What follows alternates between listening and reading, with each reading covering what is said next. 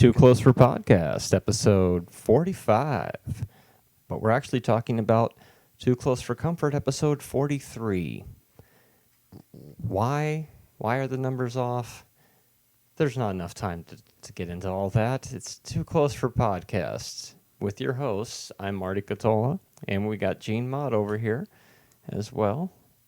We don't usually identify ourselves, maybe once every 10 episodes or so. Anyway. I'm sure people forget. Yeah. Or they're like, who the hell's talking now? If you're not already familiar with the GMR podcast series that we've been producing for the past 3 years. Exactly. It's the continuation of Break Out The Pampers Part 1. It's Break Out The Pampers Part 2 from, you guessed it, the same date, September 30th, 1982, because this is really the second half of an hour-long episode. But in syndication, they show them as separate episodes. They must have really believed in this show to put an hour-long episode like, man, Too Close for Comfort is back, and you're going to watch it. And then they cancel it at the end of the season, so.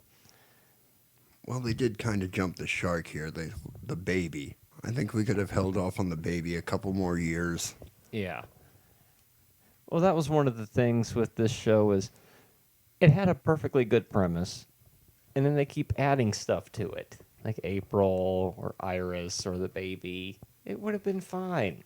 You had enough characters already, I thought, but it wouldn't be the show that we know had they not introduced all this wackiness to it. So, anyway, last time they were driving up on the motorcycle to the emergency room.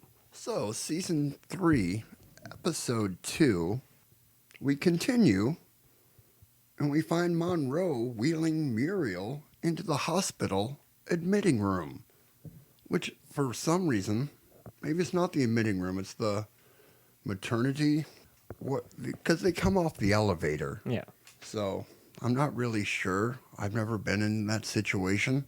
Later, or maybe at the same time, meanwhile, Henry comes home looking for his wife and realizes that she's not there because her, what do you call that, maternity bag? Maternity bag's gone. Maternity bag's gone. And I'm not sure why he's come back home because he's supposed to be at his meeting with Wainwright. Yeah, remember when he took the maternity bag on the ski trip? Yeah, hilarious. And all he had to wear was that nightie. Those were the days. And you knew who you were then. Girls were girls and men. Anyway, that's another show that we will not be reviewing. I don't think. So, Henry, I'm guessing he left in the morning. Here's the premise. You already know the premise. Put it together. But for some reason, he's come back to the house and he realizes Muriel is not there. So he rushes out the door, and we hear him fall down the stairs again for the second time in this two-part episode.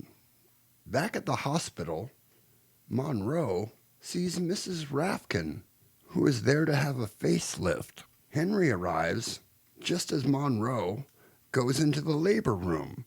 And then he goes in there, grabs Monroe, and throws him out. He's pretty worked up.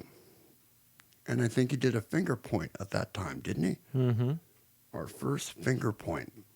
So then Henry tells Monroe to call Wainwright to explain why he can't make it to his 11 o'clock appointment. Jackie and Sarah arrive at this time as well. Monroe is on the phone with Wainwright, who thinks that he's talking to Henry. Wainwright goes off and ends up firing Henry. So Henry has now lost his job. Act 1. All right, we come back. And Jackie and Sarah are pretty worried about their mom and the baby because Muriel's old and the baby's apparently like, what are we at, 10 months or I don't know how long this baby's been inside Muriel, but everybody was pretty fed up about it. If you a recap, check last week's episode. So in the labor room, we find that Muriel has had a boy, and Henry holds his son for the first time. Then he goes out and tells Jackie, Sarah, and Monroe that Muriel has had a boy. In fact, he has a son now, his first son. He's very excited about this son. They've been trying 22 years to have a son. That's Act 2. It was about 3 minutes, wasn't it? Yeah. What we saw? Very, very short Act 2. Or Act 5, if you add these two episodes together. It makes sense if it's an Act 5 because, you break up the commercials in different ways. Now, it's a week later, and the girls, Henry and Muriel, are fawning over Andrew. The girls leave to go find something to eat just as Mrs. Rafkin, or Miss Rafkin, arrives for the second time in this episode to show off her new facelift and see the baby. Then the three of them leave. Now Henry and Muriel are alone. Henry's worried about how they'll pay their bills now that he's lost his job as the creator of Cosmic Cow, where he no longer has a way to make money from Cosmic Cow. Just then, the doorbell rings, and it's Regis, Wainwright's chauffeur. And she has many notes for Henry, as she does. And Wainwright ends up thanking him for naming the baby, Andrew, after his father. We also learn that Wainwright's son is named Wembley. Not Andrew. No, he did not name his own son after his late father. He named him after a Fraggle. Which is cool. I always liked Wembley. We might start reviewing that one someday. That would be fun. Into the politics of the Doozers. It's an ecosystem. Well, I could talk about that for days.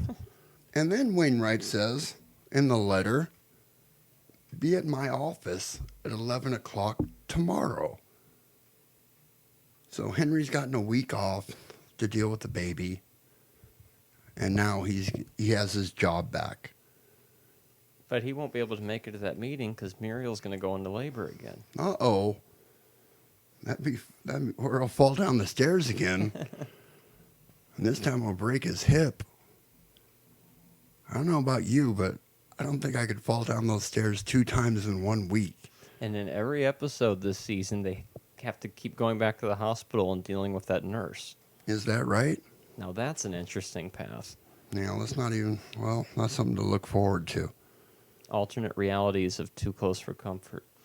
All of a sudden, the baby cries, and Muriel goes back to the room.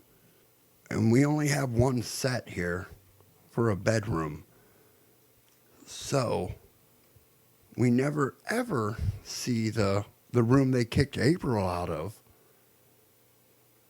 So Muriel holds her baby and starts singing a song to him, while Henry stands behind her with the champagne.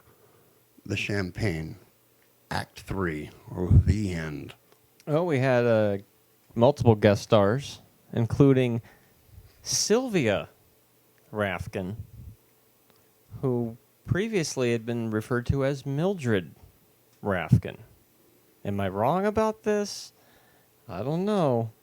I don't think you are. I think she has 2 names. We also got to see Regis, which I believe is the same Regis. We discovered that nurse's name, I think it said Nurse Bender. Of course, I didn't examine the end credits there. And of course, Dr. Connolly delivering the baby. Cosmic Cow references, well, we still have that whole Wainwright storyline. One Henry sweater, University Rochester. Monroe's wearing the same stripes, because it's kind of the same episode. Yeah. Continuity. One-sided phone conversations. Well, that nurse is on the phone to somebody when she's talking to Monroe and says, Monroe, go into the delivery room. 2 instances No, of there are Henry two pointing. because Monroe's talking to Wainwright on the Oh, phone. that phone. Oh, that, and then Henry gets on the phone. That's right. So there's a When does second one. Henry get on the phone? When he starts, I don't know if that really counts because there's nobody on the other line. That's a no-sighted phone He call. never got on the phone. Well, after Monroe was like, "You've been fired," and he hangs it up, and Henry picks up the receiver and he starts flipping the Did he? thing. But there's nobody Okay. left to talk to, so that That's kind of not a- doesn't count. That's not a conversation. It doesn't count, yeah. So Monroe to Wainwright office. I'm writing this down so when we publish the book. Got to keep those notes, my Yeah. friend. So 2 good Henry points. We had that transition of the hospital, which is unusual, but not 100% unusual because they do go to the hospital sometimes on this show. Looks like they're borrowing a soap opera set to me.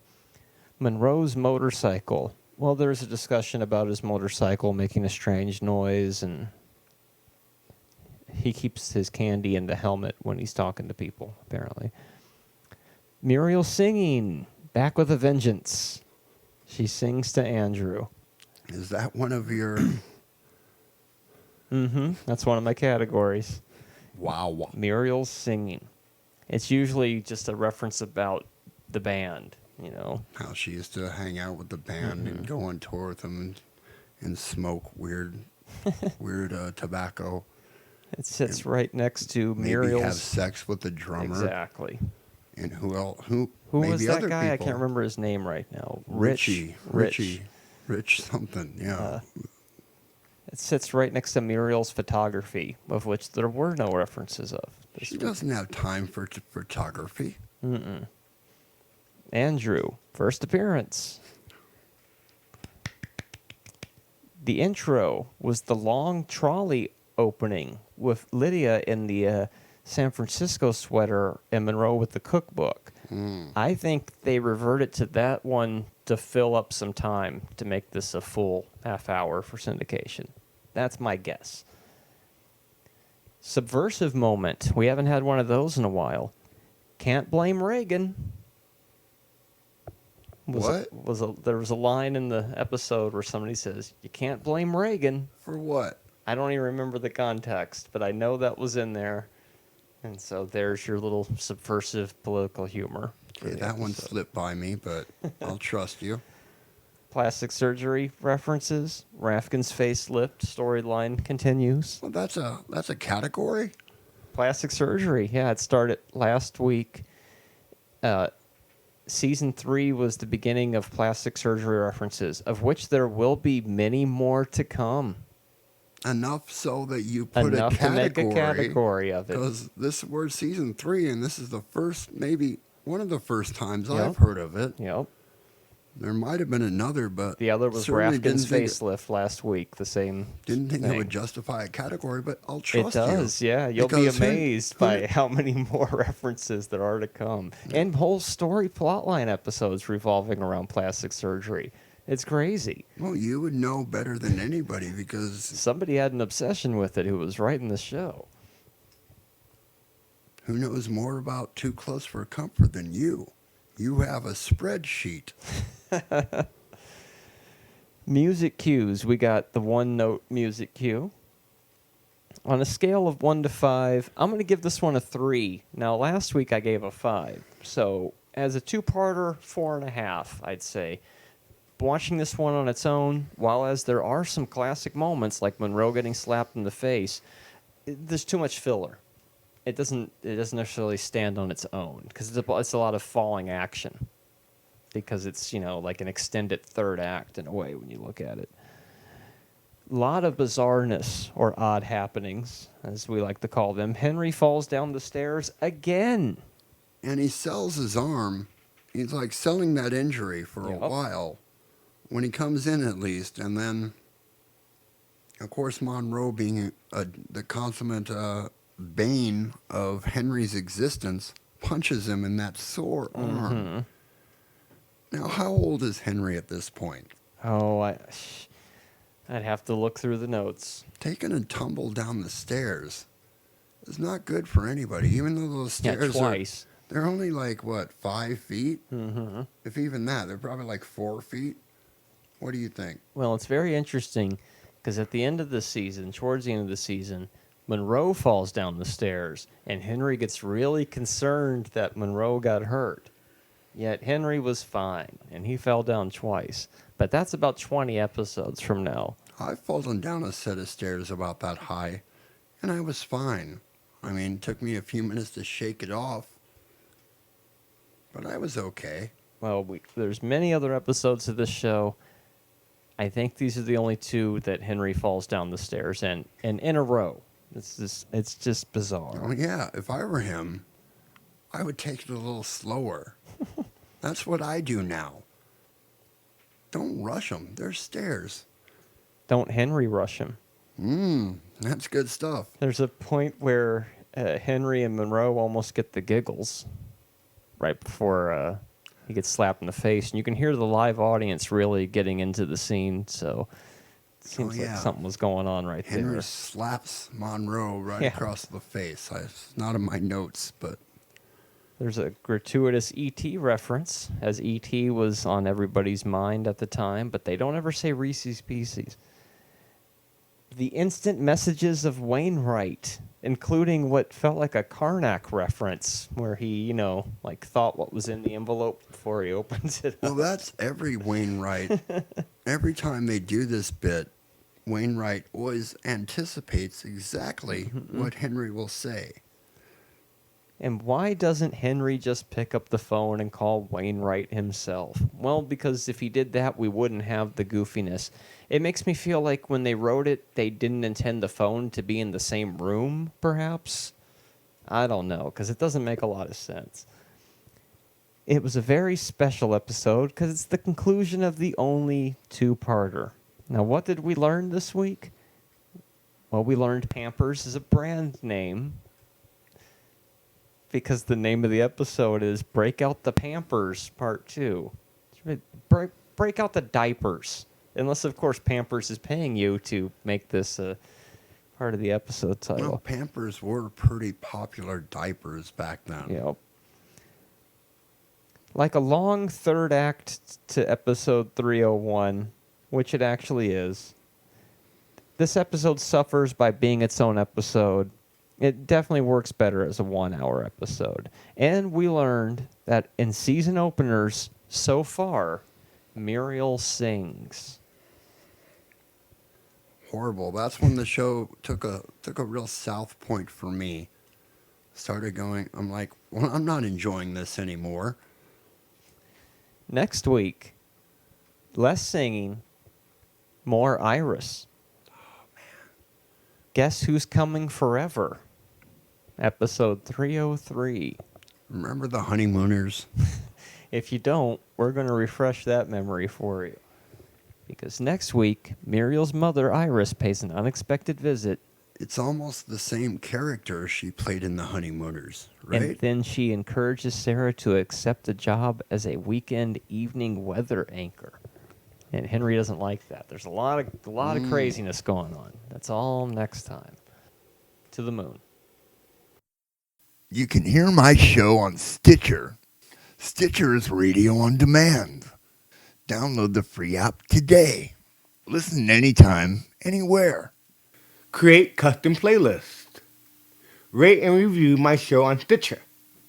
And over 4 million car dashboards. On demand and on the go. No downloading, no syncing, no wasted memory. Stream your favorite podcasts. Don't have Stitcher? Download it free today at Stitcher.com or in the App Store.